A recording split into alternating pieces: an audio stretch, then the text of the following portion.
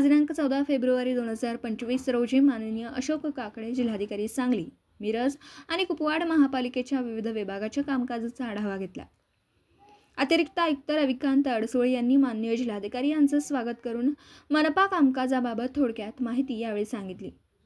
माननीय शहर अभियंता पृथ्वीराज चव्हाण यांनी शासन स्तरावर सध्या चालू असलेल्या विविध योजनांबाबत माहिती दिली।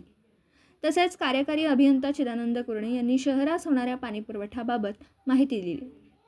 चालू असलेल्या शासकीय योजनांतर्गत ड्रेनेज योजना आणि शेरी नाला, वारणा उद्धव, समडोळी, अगर चांदोली धरण योजनांबाबत माहिती दिली। माननीय जिल्हाधिकारी सो यांनी नागरिकांना स्वच्छ व मुबलक पाणी पुरवठा उपलब्ध करून देण्यासाठी चांगले नियोजन करण्याबाबत सूचना दिल्या।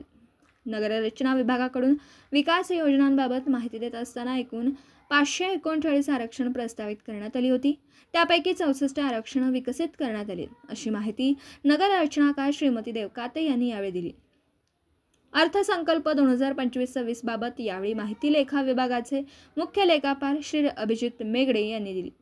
मनपाच्या खुल्या भूखंडास मनपाचे नाव लावले कामी सूचना उपस्थित महसूल विभागाच्या अधिकाऱ्यांना यावेळी माननीय जिल्हाधिकारी सो यांनी दिल्या। आपत्ती व्यवस्थापन अंतर्गत माहिती यावेळी सहाय्यक आयुक्त नकुल जकाते यांनी दिली। मान्सून पूर्व तयारीबाबत आढावा घेण्यात आला। आपत्ती व्यवस्थापनाबाबत कृती आराखडा तयार करण्याबाबत माननीय जिल्हाधिकारी सो यांनी सूचना दिल्या। नाले सफाईबाबत उपायुक्त वैभव साबळे यांनी माहिती देऊन नाले सफाई नियोजनाबाबत माहिती यावेळी देण्यात आली। एकूण 68 नाले 70 किलोमीटर लांबीचे असून 60 ते 70 दिवसात स्वच्छता करण्याचं नियोजन करण्यात आलं। यावेळी सांगितलं तर घनकचरा व्यवस्थापनाबाबत माहिती अजित गुजराती पर्यावरण अभियंता यांनी माहिती दिली।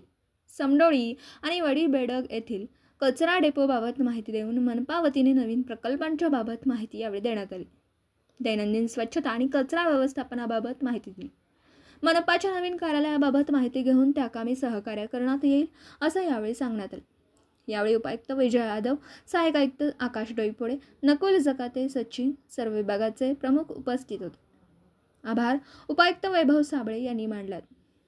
पत्रकार राजेंद्र शिंदे, झी न्यूज मराठी।